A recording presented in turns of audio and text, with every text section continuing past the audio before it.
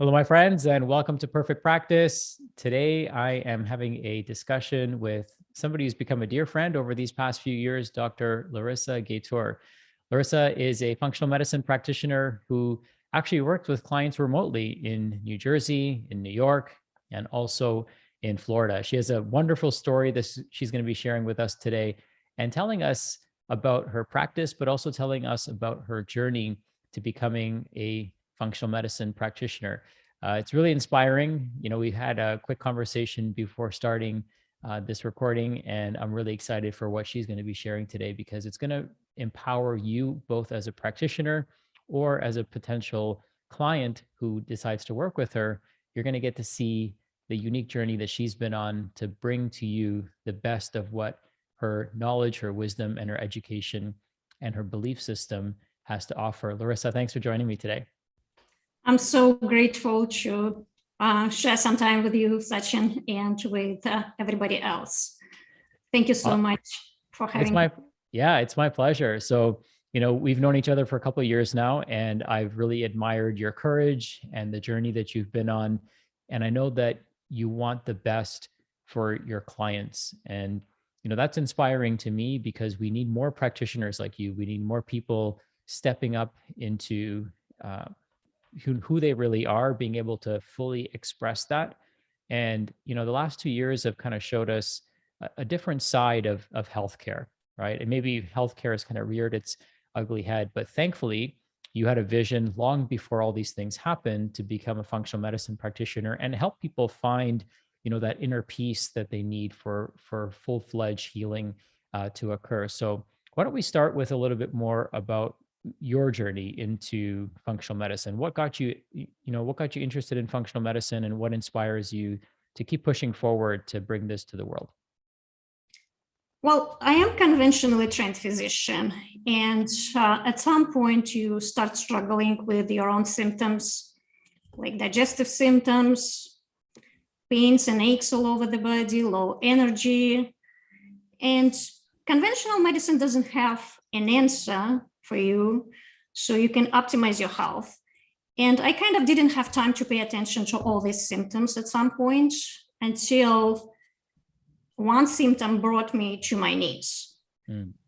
And I still remember sitting in ophthalmology office, and the ophthalmologist examined my eye, and I hear my heart pounds, and he stopped and he said, "Well, you have a cataract in your eye." I was shocked. I did not expect to hear that. And I remember tears rolling my face. And the only question I asked, how could that happen? How could a person at the age of 40 develop a cataract? He said, "Well, we don't know." So the full workup was done, and I received an answer: "We don't know. The good news is all your tests are normal." So that's kind of started me on the way looking for other options, because inside of me, I felt that there was imbalance. I didn't feel myself. So I started looking what other alternatives are available. And one day I'm listening to the health podcast, and I hear functional medicine is being discussed as a different approach to health. Instead of just managing symptoms, it looks deeper, it looks for the root cause.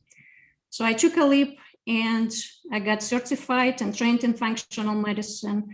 And for some time, I continued conventional medicine and functional medicine until the point that you feel the resistance inside builds so much that you start questioning, is it the right path for you just to follow the conventional medicine?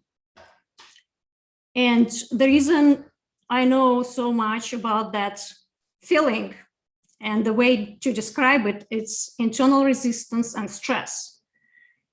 And I remember one day driving from work. I was so exhausted, feeling tired. I haven't slept for a couple of weeks. And I received a call asking me to go see patients in another facility. And I said, of course, I'll do like I always did. And that night, as I was driving, feeling exhausted.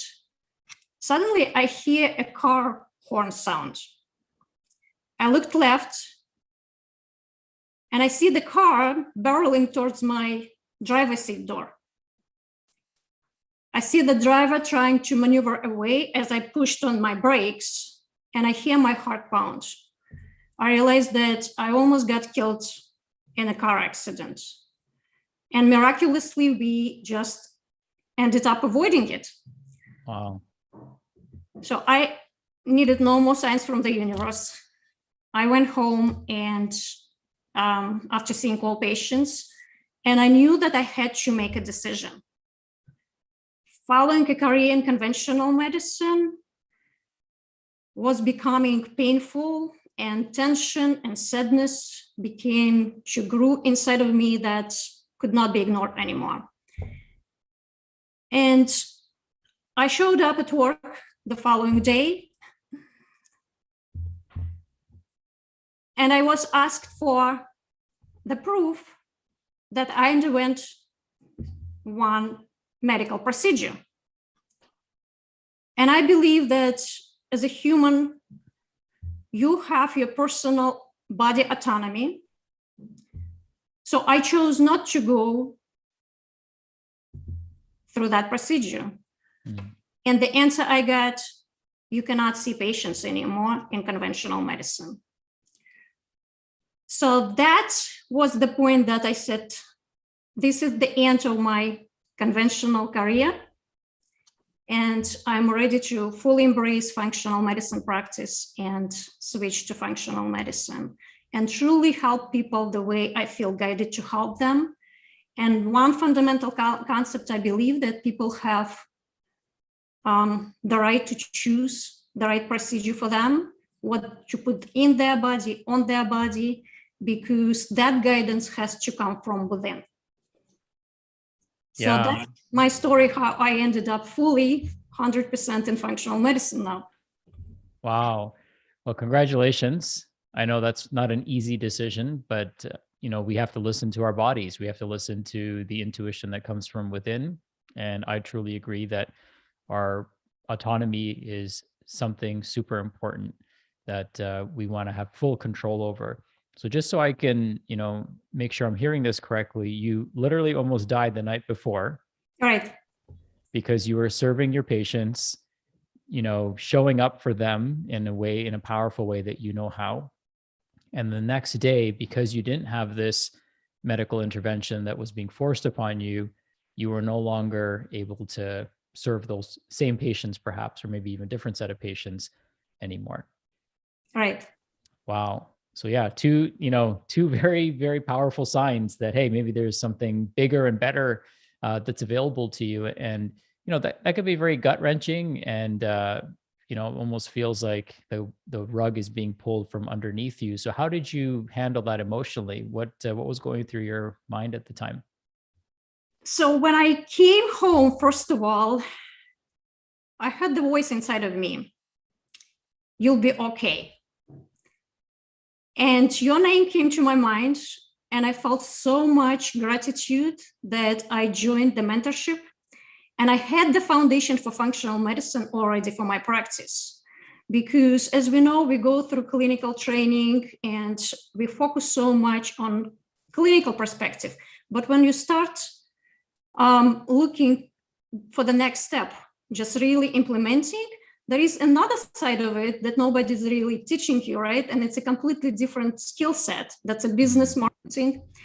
And I would definitely not be in the place that I am today without your help, without the mentorship that I can say definitely that's been such a great, huge help and support for me. I feel so much gratitude. So thank you so much, Sachin. I just want to say thank you, because definitely this was a huge piece for me. And having that sense of security and knowing that I'll be okay and there is a foundation already placed, that decision was placed from a place of not fear, but love and hope for something different. Well, thank you. I received that gratitude, and I appreciate the work that you've been putting into this very moment, right? Where you now have been developing the tools in order for you to have the ability to hit the ground running. I find that a lot of times, and maybe you can agree to this, or you can certainly add some commentary, but a lot of times when we're in living one life, but then dreaming of another life, the universe has a kind of a mysterious way of guiding us ultimately in the right direction. Right. Yeah. Right. And so, you had this kind of epiphany when you almost had that car accident, which I'm glad neither one of you were injured in that. That's quite remarkable. It and is. It's like literally the wake up call that you needed. Right. And then the other wake up call is, hey, the universe is in its own mysterious way telling you that, hey, we don't need you here. We need you somewhere else. Absolutely. And now That's you can exactly the message. Yeah. And now you can show up fully and completely without having this, one leg in one system and another leg in the other system. Now you can run with both legs in the direction of the practice that you want to build and you've been wanting to build for all these years. So I'm super excited. I'm sure there were, moments, ups and downs, right? It can be an emotional roller coaster when we go through something like this, but you're so much stronger because of the muscles that you've built over these last couple of years in preparation for this moment, right? Right. Sometimes things don't happen the way we envision them to, but again, the universe has a divine plan for us, and you're now receiving, the message loud and clear. So, congratulations is what I want to say. Thank you. Yes. So, you've developed a signature process, which I'd love to dive into. And you've been working on that, and it's really helping people shift from a place of stress to peace. So in the story that you shared a little bit earlier about yourself feeling tired and exhausted, it's probably much easier to look back and understand why you felt that way. And you're probably your own best case study, right? So maybe you can start by telling us, looking back, to your younger self, the version of yourself that developed the cataracts, what would you say was going on in your life at that time? Or what advice would you give the younger version of you that perhaps you wouldn't give to your clients right now? Sometimes we go through life and we desire for something to happen, for life to bring that person, that event. And the life not necessarily is going to bring you what you want, but it's definitely is going to bring you what you need. So instead of resisting it, just being grateful and accepting it, because at the moment, you don't feel like this is the best for you, because you might not see the full picture, but the universe and life is always working for your highest good. Yeah. And that's, I think you and I are very aligned in that belief system, but that was a skill that I had to develop, or a belief that I had to develop. And perhaps you did as well. Were there any books that you read, or trainings that you took, or experiences that you had that kind of shaped that belief? Because I know for me, it certainly wasn't part of my upbringing. Right. And, I had to go through some trials and tribulations and really start developing that belief muscle and building it. So was there anything specific for you? Because I know a lot of practitioners who are listening to this, or even, patients who might be listening to this, they have to have that belief system that the universe has a plan for them. And the pain that they're going through is all part of that master plan. So what would you say? What would you advise someone who's still having a hard time believing that? I think there are different level of consciousness, right?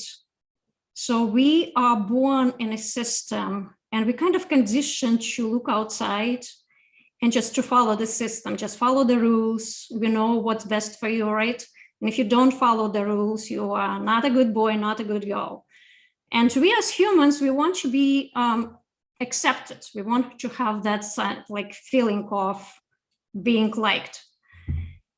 And I guess that's happening to a lot of us till the point that we see it doesn't work.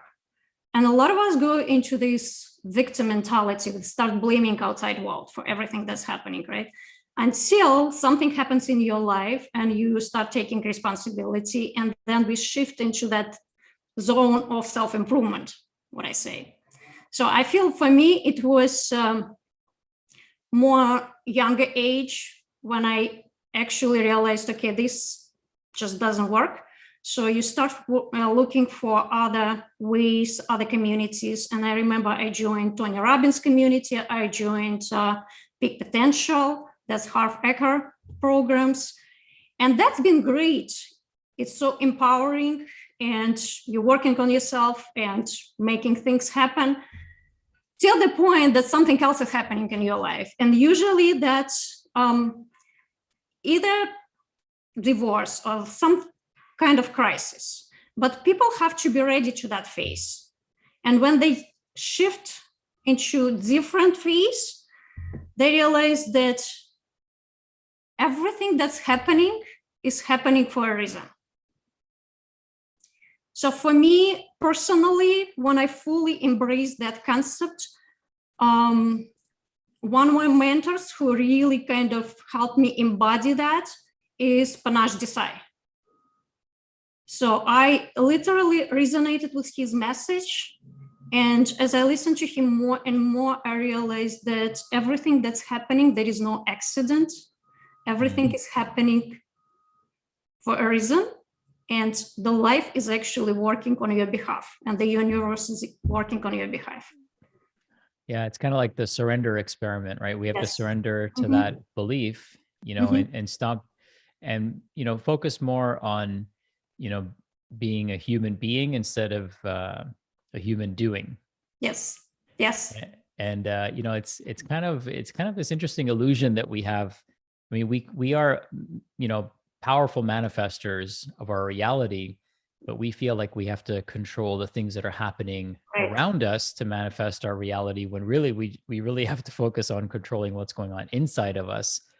And our emotions. And in a medical model that's so driven by things we can see and things we can touch, which serves as the basis of a diagnosis or the basis of a prognosis for somebody, that could be a difficult concept for a lot of practitioners to grasp, right? Because if they can't see it on a piece of paper or on a scan, then it doesn't exist. That's why, yes. Yeah, when in reality, somebody could be feeling terrible, and it's not something that they can, the doctor can see or touch or visualize. So, it's quite an interesting paradigm shift, right? To be in a model that is so material by its diagnostic criteria, but then, working on yourself and, even helping your clients go inwards. So how receptive are people to that? Is that something that people have a hard time grasping at first? Not everybody can really grasp it, from my experience, because first of all, it's a little bit on the fringe for Western medicine, because health and disease can be expressed in physical body, mental, right, emotional. So that's very well accepted and somewhat understood. But when it comes to divinity, the true essence of who we are, that's something that Western medicine does not understand. That's why it's a little bit on the fringe for them. That's why they don't talk about that. But that's the fundamental concept of who we are. And that's the doorway that connects us to the infinite, powerful universe. And if we connect it to that part of us, which is peace, by definition, we can access all the infinity. But when we got disconnected from that part, that's when we get really stressed, fearful. We internalize all the life experience. And that's going to bring us negative emotions and change how the heart is working, how the brain is working, and that shifts the body in chronic stress. Yeah, let's talk about that. The fundamental concept, but a lot of people, they kind of understand it, but it takes time to land and to really embody it. Yeah, you got to do the work, right? It's like most things, and it's one of those mental muscles that we have to build. It's a belief muscle that we have to build. It's a trust muscle that we Mm-hmm. have to build because it does take a lot of trust, right, to be able to surrender ourselves to thinking that way and acting and behaving that way. So let's talk about shifting from stress to peace. I think people's stress is at an all-time high. People are on the edge more than ever Right. before that I can remember in human history. Mm-hmm. And, I think the last 2 years have really brought out the best in some people and the worst in other people. And I know those people who've been able to find that inner peace have been less impacted. And Mm-hmm. those who haven't been able to, cultivate peace have just been, off the rails. So first of all, let's create an operating definition. So what does stress mean to you and what does peace mean to you? So there are many different definitions of stress, and one of the simplest one that I found is stress is simply mismatch between perceived demands and perceived ability to cope. And there is a word perceived because it's not the event that's happening, but how we respond to that event. So that's based on individuals' belief system, experience, the framework of the love that that individual received during childhood, and the framework of how his or her role models responded to stress. So for example, if your, say, father was really angry every time he was experiencing stress, most likely you as a child also going to experience anger when you get stressed, because that's exactly the model that you received at the early ages. Because of our nervous system, how it's designed, we just modeling everything as we children. Yeah? So, but then the nervous system has this concept of neuroplasticity. It can change. So that's really important to become really aware about that and to consciously shift into peace. And peace is just the natural state of the true essence of who we are. It's like the bottom of the oceans, and all emotions, they just come and go. This is just an experience, but everything returns to peace. As you're saying that, I'm visualizing like just a body of water that's completely still, and you can see all the reflections of the trees and the mountains and the sky and the sun or the moon in it. And stress is the opposite of that, right? Where the water is all choppy and wavy, Right. and it's hard to make any sense of what you're seeing in the reflection. It all just looks like a blur. So tell us about the impact of stress on our nervous system and how we can perhaps quantify that, or how we can know if we're shifting it in the right direction. Because as most practitioners probably know, and maybe even some clients know, that it's in the state of peace that we actually heal. So not only do we find the essence of who we are, and when we find the essence of who we are, we start to realize that we have this amazing capacity for healing to take place. But is there a way to measure that? Do we feel into it? How do you help people find that peace? So first of all, I think we have to become aware how the body is designed. So the body was never designed to be in stress all the time. And stress can be acute, it can be chronic. And unfortunately, most people in a state of chronic stress most of the time. So when the body is in stress, over time, it's going to start falling apart. So blood pressure goes up, blood sugar goes up, insulin resistance goes up. People start gaining weight, especially around the midsection. So they start losing that beautiful, sexy body that's once they had it. Yeah. Then detox system is not working at the optimal level. Digestion is not working because we're not really sending blood to those organs, right? So then brain function is also, memory is going out of the window. People start complaining they have difficulty concentration, focusing. Because when the body is in stress response, it's not the time to do high calculus exam. So it's time to really run away from that lion, or just to fight whatever you're stressed about. Reproductive organs also are not going to function at the optimal level. Immune system, white blood cells are not going to really save you from any virus, because If the body can be killed really within the minutes by chasing lion, right? So the body was never designed to be in chronic stress for a long period of time. So healing fundamentally is not possible. When people come and say that I want to optimize my health, I want to have really great brain function, immune system, they desire it emotionally, right? But if the body is still in stress response, physiologically, it's not possible. And that's something that we cannot really negotiate. That's how the body is built. That's physiology. And our goal is just to accept it and to consciously make different choice and shift the body into peace. That's more parasympathetic state. And that's the state where the body can heal, regenerate, revive, when the blood pressure can stabilize, blood sugar can stabilize, when the brain function is in completely different level, when the creativity comes, right? Because the blood flow is going to different parts of the brain. The immune system can fight off infections and viruses. Digestion works much better. We detoxify much better. Reproductive organs, everything actually that we desire is in a state of peace. In the state of peace, disease does not exist. Yeah, and our body has the ability, if we are presented with a virus or a bacteria or an infection, they don't like that state because our body is so much more powerful than the virus or bacteria taking hold, because we have the capacity to restore function. Right.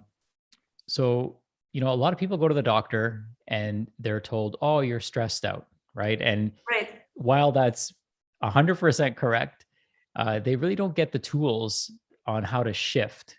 And Right. I know there's many tools that you offer your clients. So maybe you could talk about what are some of those tools that you share with your clients to get them to shift from that fight or flight state to that rest, rejuvenate, revive, and restore state. So first of all, when I have a client who's definitely in a stress response, first step is awareness. Just to make that awareness, okay, the body is in a stress response, and our goal to shift into peace response. And I developed 5 steps. I call it 5R approach. So first R is shifting and resetting the nervous system. And I'm talking specifically about the autonomic nervous system. So for people who don't know, we have this part of the nervous system that, like a puppet master at the back, runs everything and controls every single function in the body. And we're not really aware about that system because we're not really thinking about how the heart is beating, how we are breathing, unless you're doing breath work, right, and meditating. But definitely you're not sleeping. When you're sleeping, you're not thinking about how this system is working. So every state that people are not really happy about their health and they go see a doctor is actually controlled by the autonomic nervous system. So that nervous system has 2 arms, sympathetic and parasympathetic. So sympathetic, that's stress response, fight or flight. This is survival state. And parasympathetic, this is rest and digest. This is rejuvenation. That's a state where the body can heal. So first step is awareness. When people become aware, then it opens up the doorway for them to make a different conscious choice. Okay, I am in a stress response and I make a choice to shift into peace state. There are many, many different tools. Meditation is beautiful. Breath work, I love personally heart math. These are amazing tools that people can implement on a daily basis and retrain their nervous system to go into that peace state on demand. Vagus nerve exercises, biofeedback. So there are many, many different tools that people can implement on a daily basis. And the concept of neuroplasticity, again, that nervous system can change. So by implementing those tools on a daily basis, consistently. Consistency and repetition, what's going to make a difference in the long run. And we can retrain the nervous system to be in peace most of the time. So that's number one, R. Then number 2R is restoring cellular energy. Like every cell performs its own function. Every organ performs function. Every single function in the body requires energy. Me talking now requires energy. So the energy is produced in the mitochondria. It's like a powerhouse. And I like to compare it's like an engine in a car. So what does it make the difference if you have Ferrari, beautiful car in front of your house and the engine doesn't work? So that Ferrari is not going to deliver you the experience that you desire, right? So the same analogy is, what if liver cells don't have enough mitochondria? Like liver cell has usually about 2,000 mitochondria, and some people have 600 mitochondria. So the cell is not producing enough energy for basic life support, basic functions. So the liver is not able to detoxify. So obviously in that state, the resilience to stress is going to drop because everything requires energy. And when the brain is not working at the optimal level, and we know that the brain is actually window into how the mitochondria is working. Yeah? When people start complaining of brain fog, difficulty concentration, we know that this like brain drain, pains and aches in the body, these are all mitochondrial problems. And if it's not addressed, neurodegenerative diseases down the road. So we have to restore function of the mitochondria for the body to be able to produce more than enough energy so the individual can actually face daily challenges and have that stress defense shield. So for somebody who's listening to this, I know energy, obviously feeling tired, feeling exhausted, feeling burnt out. Are there any symptoms that they can look out for? There might be red flags that their mitochondria is starting to head in that direction, because so many people are propped up by caffeine and stimulants and things like that. So while they're tired, they have found, alternative solutions. But what are some red flags that maybe somebody who's listening to this might say, hey, I have those. Maybe it's my mitochondria. Are there any early signs of mitochondrial dysfunction that you can share? Yeah, definitely. So the level of energy is going to drop. So the energy itself production is impaired. So people start complaining of energy, but it's really generalized. Brain fatigue, generalized fatigue, difficulty concentration, difficulty focusing, brain fog, ADD, ADHD, all these symptoms, and also difficulty like with a basic function in the body. So people start like losing like good digestion, yeah. So detoxification is not working. So they start noticing, okay, I'm not really performing at the optimal level, even though like it doesn't seem like something significant is happening, but they start noticing, okay, I'm reading a book and usually I'm like chapter 2, I cannot read anymore. Yeah? So they're driving and they cannot really drive for a long time. They're working on a computer, they cannot really work for a whole day. They start noticing these headaches also, this tension in the body. So these are early signs that the mitochondria is already struggling. Yeah, and I'm glad you said that, because some people will use a book to put themselves to sleep. Mm-hmm. And it's because reading actually requires a lot of brain power, believe it or not. Yes. As easy as it might seem for us to learn how to read or know how to read, the act of reading is a very energy intensive process. And even driving long distances, as passive as that might seem, there's a lot of energy being consumed by the nervous system and the body in order to allow that function to occur. Another one, I know that the highest concentration of mitochondria is in the ovaries. So even people who are struggling with, kind of reproductive health, that could be a sign of mitochondrial dysfunction as well, correct? Yes, absolutely. That's why we have so many challenges, right, with reproduction. It's first of all, the body is in stress, and then the whole cascade. It's affecting mitochondria and it's affecting hormone production.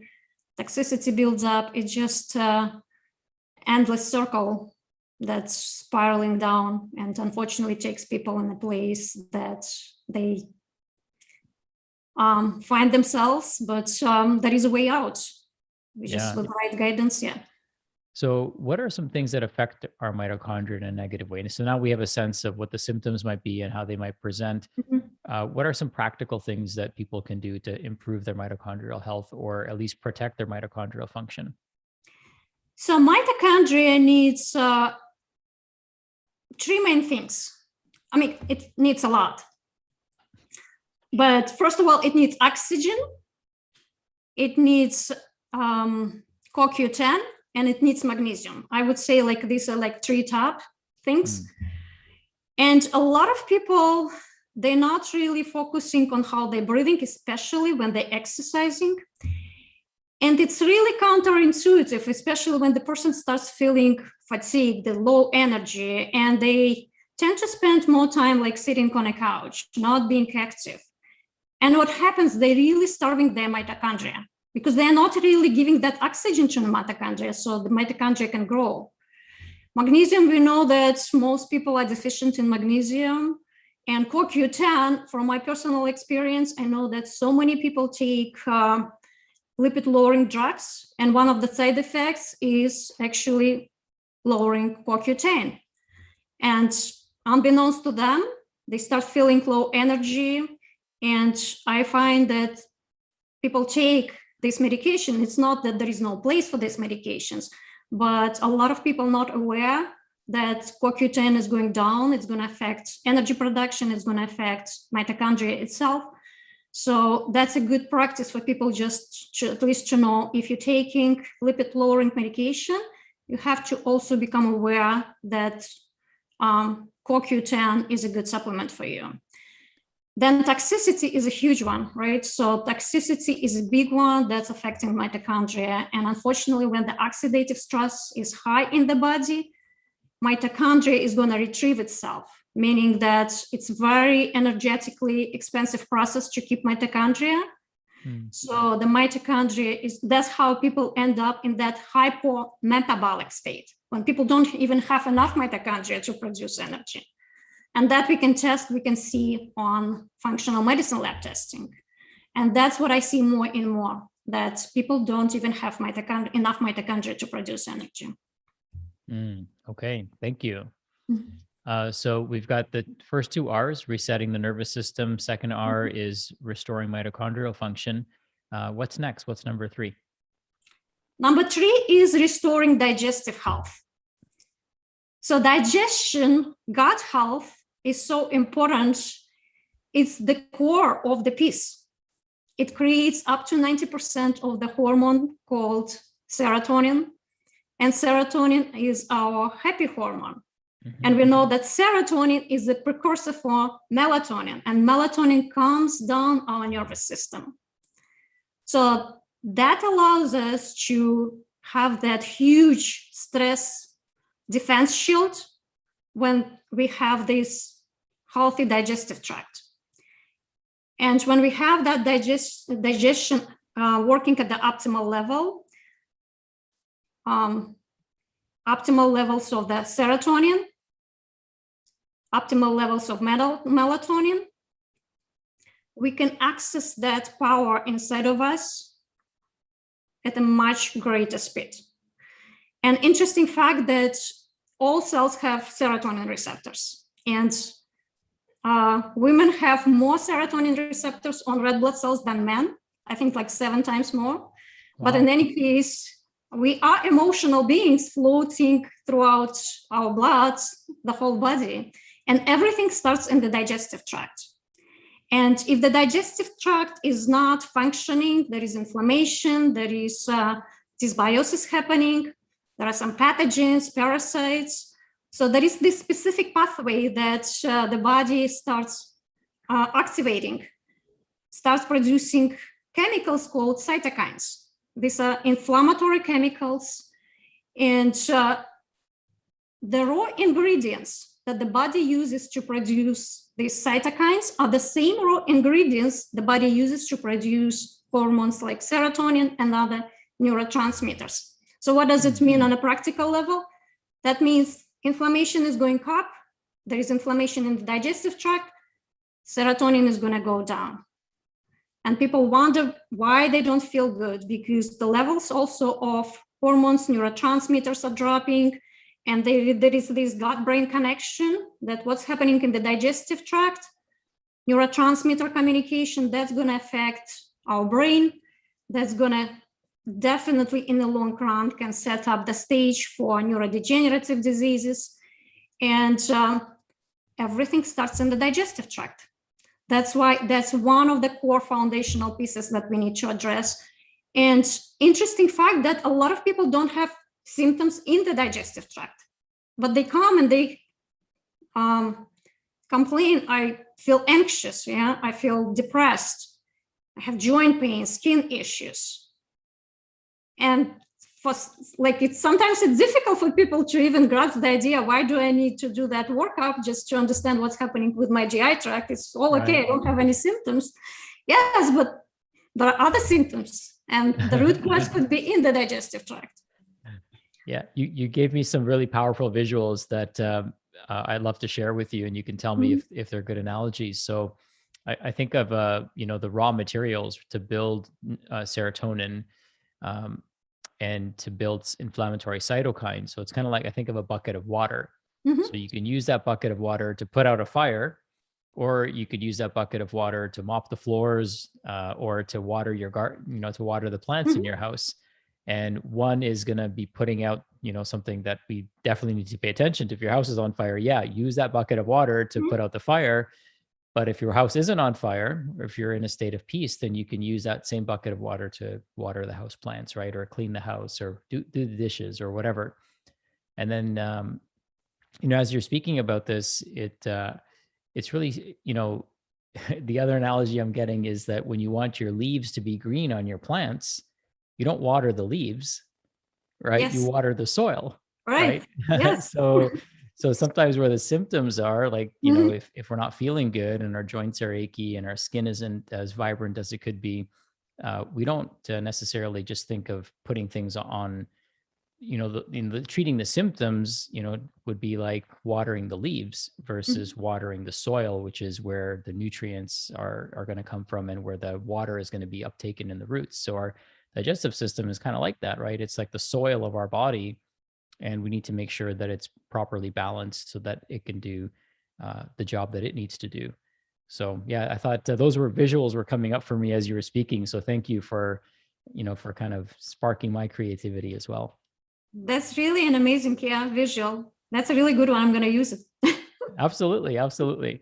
So number 3 is restore gut health. And I think for a lot of people, as practitioners, this was probably a hard concept for us to grasp, right? And even as a functional medicine practitioner, you tell this to your conventional practitioners, and they probably look at you like you have 2 heads, right? Or even a gastroenterologist. I used to say this, I've been saying this for a long time, that gastroenterologists have probably the most important job in healthcare. They just don't know it. That's because, right. Yeah. And not to kind of fire shots across at them, but it's like they're, of course they do very important things, right? They're cutting out cancers, and they're doing, important surgeries and identifying, significant problems, but they're not looking at the functional aspects of the gut. They're kind of looking at the gut from a disease perspective. And the gut is such a powerful tool for our healing to take place. And of course, I know you're probably going to say this, but I'll say it now, is that the gut is very closely connected to our brain, right? There's a gut-brain connection that is now getting so much more attention, whereas us functional medicine practitioners have been talking about this for years. So thank you for sharing that. And then let's go into number 4, which is the 4th, point here of shifting from stress to peace. So our number 4 is remove toxins and support detoxification. We have to make sure that the body is clean as possible and can run as smoothly as possible. So removing all the debris, removing all the unbroken parts of proteins, all the toxins, because in that state is also much easier to access that innate power of us. But when the body is in stress, the toxicity builds up because the body cannot really metabolize and detoxify at the optimal level when the body is in stress. And the more toxicity accumulated in the body, so the toxic burden goes up, the less resilient the body becomes to stress. So we have definitely become aware about the toxicity, and unfortunately in this world, toxicity is everywhere, right? So the food that we drink, the food that we eat, the water that we drink, all the cleaning products that with chemicals we can't even pronounce. Sometimes I'm looking, I can't really say it. Yeah. Even like the clothes that we're wearing, it's everywhere. So unfortunately, we cannot control everything, but we definitely can control what we're putting in our body and on our body. And we can do the best we can just to make and create healthy environment when we spend a lot of time. And we know that most of the toxins are fat soluble. And that's a problem because those toxins are going to go to the brain and fat cells. And the body cannot really eliminate those toxins. So the toxin has to be transformed into water soluble so it can be eliminated either through the digestive tract or kidneys. And that's a process also that takes place in liver, and it requires specific nutrients. And unfortunately, even an individual who eats organic food from the farm, most of the Americans, they don't have enough nutrients to support phase 1 and phase 2. And that's why the reason I think the Environmental Working Group, they posted that every American has on average from 400 to 600 chemicals in their body at any given time. So we have to support the body in detoxification process, become aware about the toxicity in our environment, what we're doing and putting in our body, on our body, and to support the body just so that energy is spent on more productivity, being more creative instead of just managing all this toxicity in the body. Yeah, it's almost a shame that so many toxic chemicals are legal to put in our food, to put in our, clothing, to put in our detergents and cleaning products in our homes. The other day I went to Home Depot to pick up a, something to unclog our drains. And I walked in, there was a product that was there. I just grabbed it because it was like the first thing. I'm like, okay, this product must be really good. And then I brought it home and I started reading the instructions. I should have done this in the store. I started reading the instructions. And I'm like, oh my God, like this is like so toxic. And the warning sign, like the warning label was like consumed like the entire label, basically. That's how toxic this thing was. So I went back and I returned it and got something that was like, environmentally friendly and biodegradable, and it worked just fine. Right. So there are, more natural solutions that are, not just better for us, but better for our environment. And we are a microcosm of our environment. And I'm glad that there's more attention that's being paid to this. There is one thing that I wanted to mention, and I know you're probably doing stuff like this in your practice, is each of us are going to react differently to toxicity levels, right? So if you and I were exposed to the same levels of toxins, hypothetically, then based on our individual genetics, we're going to have a different response. Now, if this was a few hundred years ago where these toxins didn't exist, it would probably be a non-issue. But now as the toxic burden starts to build up, we're going to obviously have different genetic pathways to clear these toxins out. Can you speak to that a little bit? And if that's something you test for in your office? So I definitely can say that everybody has different size of buckets so people understand. So I say genetically, you have a different size of bucket where you're putting all the toxicity going through life. And your size of your bucket might be completely different from even like your family member. So that means that going through life, you're putting all the toxicity in that bucket, and once it's going to reach its top, it's going to start overflowing. That's how people start complaining. Okay, I was feeling fine, and then something happened, some stressful event, and after that, I never felt the same. Everything's kind of going downhill from that point. But that's because genetically, you have different susceptibility and ability to process different toxins, different methylation pathways, so different capacity to remove those toxins like heavy metals compared to different people. That's why we have neurodegenerative diseases. Some people develop at such young age, like Parkinson's, we see 40s, because the body is not able just to get rid of, say, pesticides. There is clear link between pesticides and developing Parkinson's disease.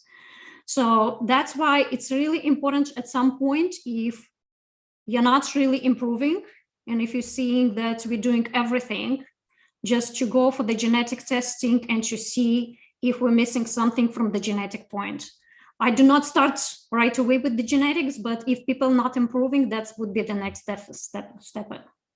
Yeah, certainly removing the toxicity, regardless of what your genetic, predispositions are, I think is the safe and smartest place to start. But this might help explain, as you mentioned, why somebody who could be eating the same diet, exposed to the same chemicals, they might be feeling terrible while their spouse might be feeling totally fine.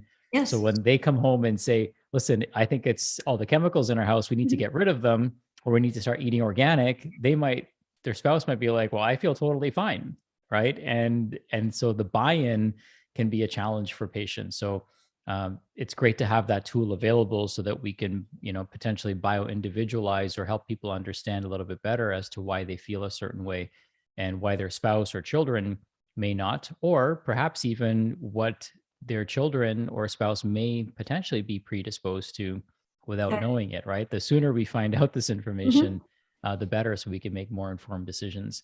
Do you have a case study that you want to share that kind of helps maybe tie some of that together, or an example regarding toxins that can help us understand how this process plays out in your practice?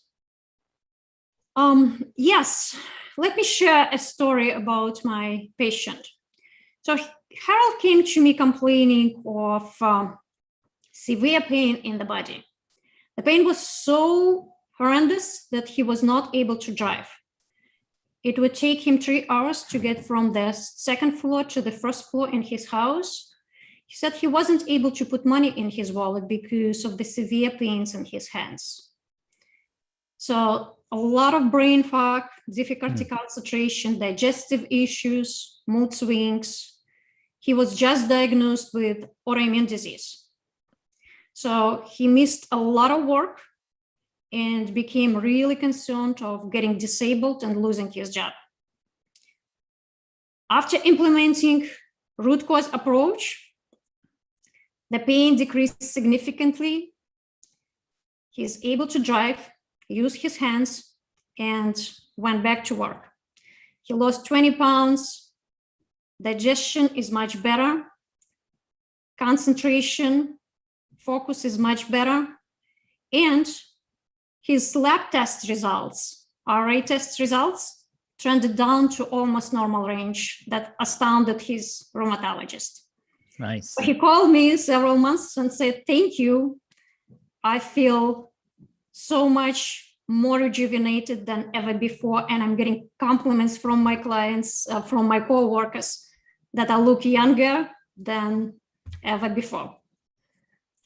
So that's one of the stories. And I can share my brother's story. I'll never forget a day when I received 2 calls, one from my sister-in-law and another from my brother. My sister-in-law called first. I need help with your brother. He can't sleep, he can't function. He doesn't talk to anybody. He gains 30 pounds. He doesn't pay attention to anybody. He doesn't even pay attention to his 6-year-old daughter. This is not the same man I married, and I don't know how long I can handle it. So as I'm listening to my sister-in-law, I am getting concerned about my brother and his family. So my brother, whom I love dearly, calls me several hours later. I don't feel like myself anymore, and none of my doctors have any answers. Well, what do you mean like you don't feel like yourself? Can't sleep, I can't focus. I gained 30 pounds. My blood pressure is out of control, even though I take 3 blood pressure medications. And on top of that, I made a couple of bad business decisions and I lost significant amount of money. I saw a psychiatrist, said, Vitaly, you're depressed. Take these medications. How long do I have to take these medications? You have to take these antidepressants till the rest of your life. So as I'm listening to my brother, I'm like, there has to be a different approach. So I offered him functional medicine root cause approach. In 3 months, his blood pressure drops. He requires 1 medication to control it. He sleeps through the night. His brain function is much better. He can focus and concentrate. He loses 40 pounds and he spends quality time playing with his 6-year-old daughter after a long working day every day. And I receive pictures of him skiing, skating, riding a bicycle every week. He never started antidepressants because he never even needed them. His lipids dropped that he didn't need Lipitor anymore. He called me several months later and said, thank you, I got my energy and drive back. And his wife called me and said, thank you, I got my husband back and you saved our marriage. So that's how root cause approach transformed my brother's life and his health and helping my patients. It's always great when you can help family members. Those are the best, kind of testimonials, if you will, of your work. Now, before I forget, there's one more R. So let's dive into that one. R number 5 is release resistance and reconnect with your true health. So that requires a little bit of explanation, and I'm going to give concept of vibrational anatomy. So there are different aspects of us. There is aspect of identity. That's who you believe you need to be in order to survive in this world. Physical body, mental layer, emotions, and then underneath all this, there is divinity, love, soul. Different people call it different names: higher self, essential self. I think in Ayurveda they call it prana, that life force energy. In Chinese medicine they call it qi. But there is this true essence of us. That's the doorway that connects us to that infinite power in the universe. So that part is always in peace. So when we become disconnected from that part, that's when we experience stress. When we connect to that part and really anchor ourselves and identify and embody that part of us, then we anchor in peace. So the question is, how do we connect to that part on a practical level? Because some people kind of have difficulty grasping that idea. And to answer that question, we have to answer a different question, I think. It's how we got disconnected from that part. And we got disconnected from the moment we are born.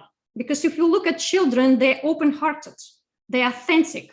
They don't have these concepts of, you are a different person, and when I see you, I'm not seeing myself in you. So they meet each other with open heart. But as we go through life, as children, we receive different framework of love from our parents, right? Depending on what framework of love they receive from their parents. And then there is school. Follow the rules. Be a good boy. And then peer group.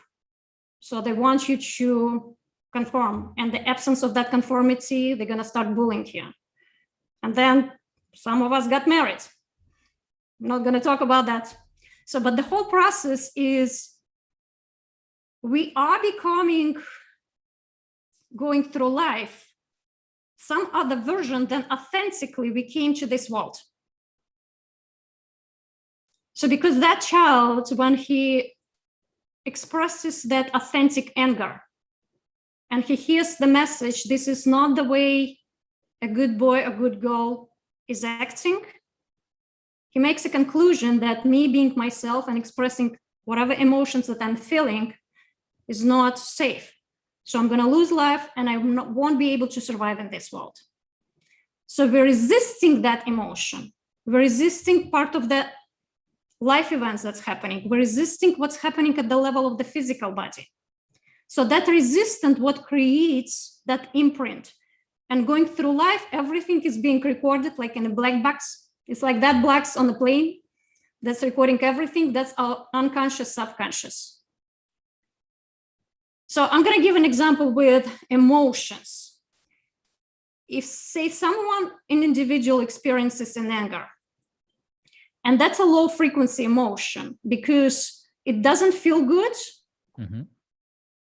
So we're going to start resisting it, trying to distract and not feel that emotion in the moment when it's happening. So what's happening by resisting it, that's all energy, consciousness, dense consciousness. We are not allowing that energy to move.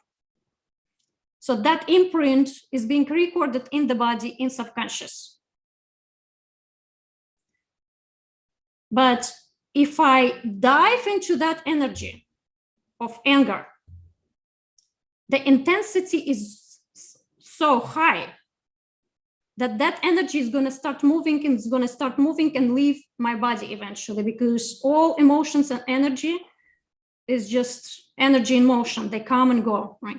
But if I'm resisting, that's going to get stuck and recorded in the body.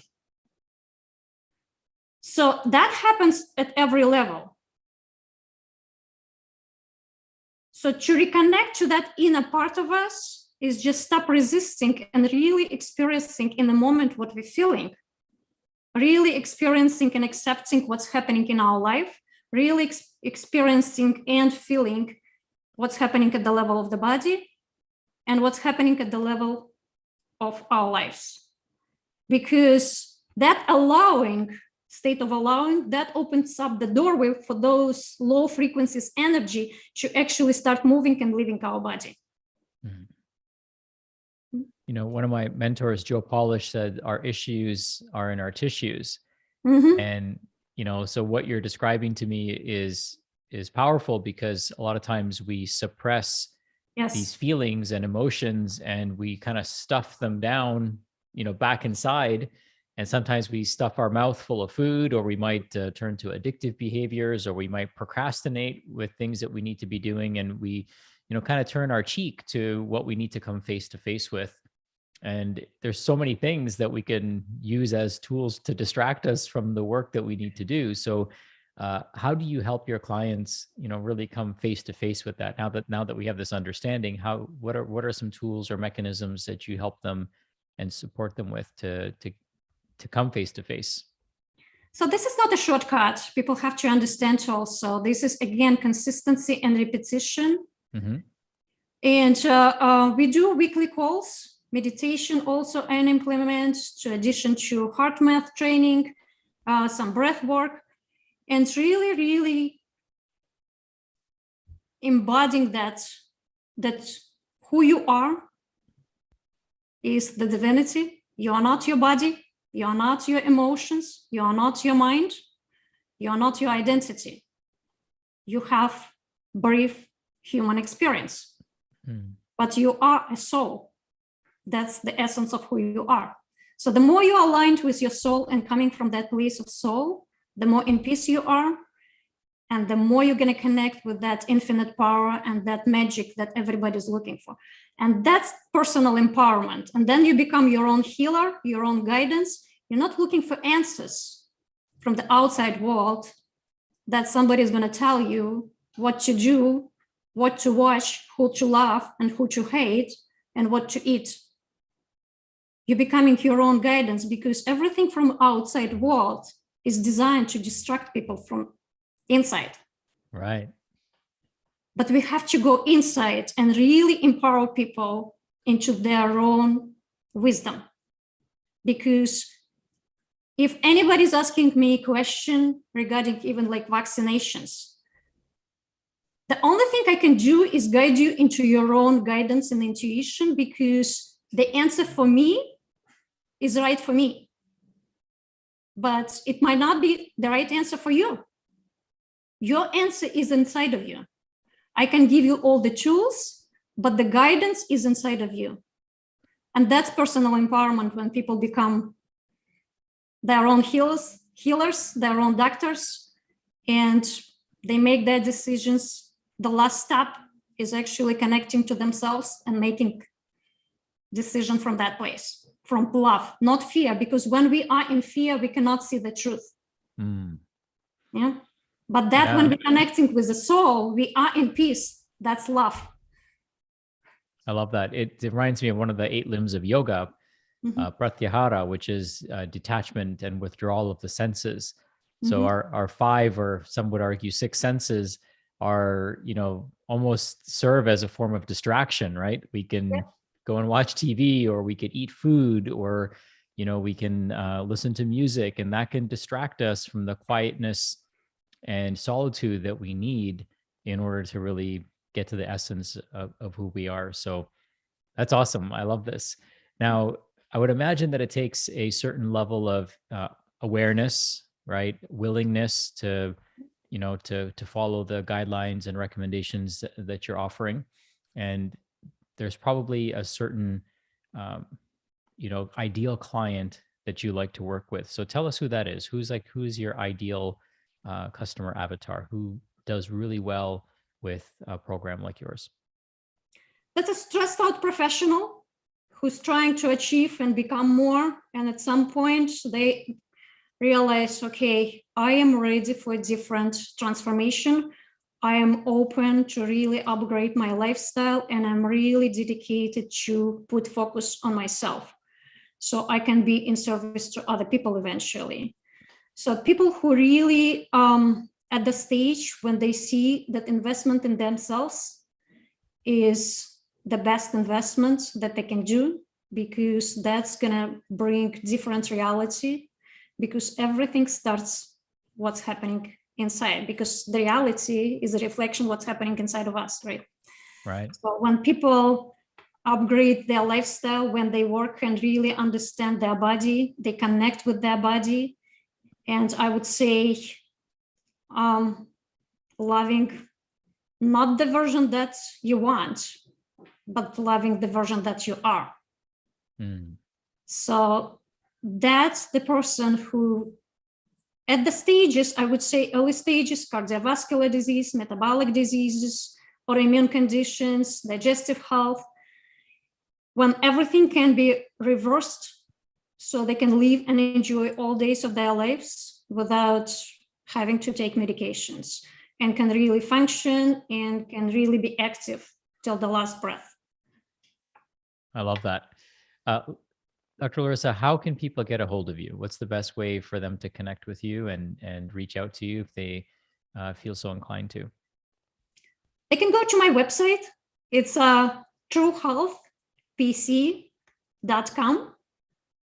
And they can schedule 20-minute health strategy call. That's a complimentary call.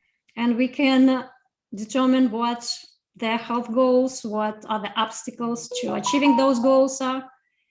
And we can make a plan that's working and constructed around their goals and their vision of their future.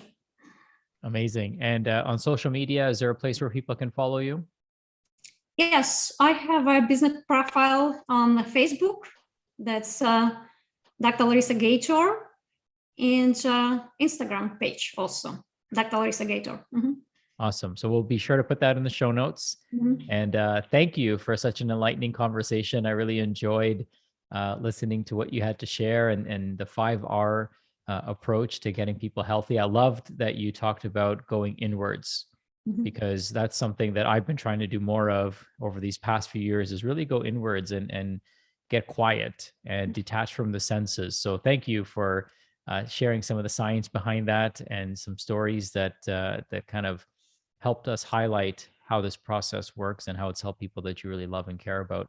Is there any message that you have for people who are listening that you'd like to share before we jump off? Yes.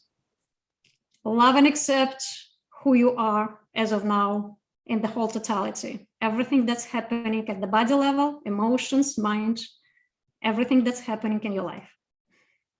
Amazing. I love that. And it reminds me of, this message that I got many years ago when I was in ceremony, and it said, love yourself to life. Yes. And you really have to love who you are now, to really find out who you can become. Because if we don't love ourselves now, we'll treat ourselves like we don't love ourselves. But when we can truly accept who we are, and, the challenges and the ups and downs that we've been through, and find a way to love ourselves, then, and only then, will we nurture ourselves to find that next level of our existence and contribution. So beautiful. Thank you so much. And I'm looking forward to continuing to see your growth and success and contribution to the world. Thank you so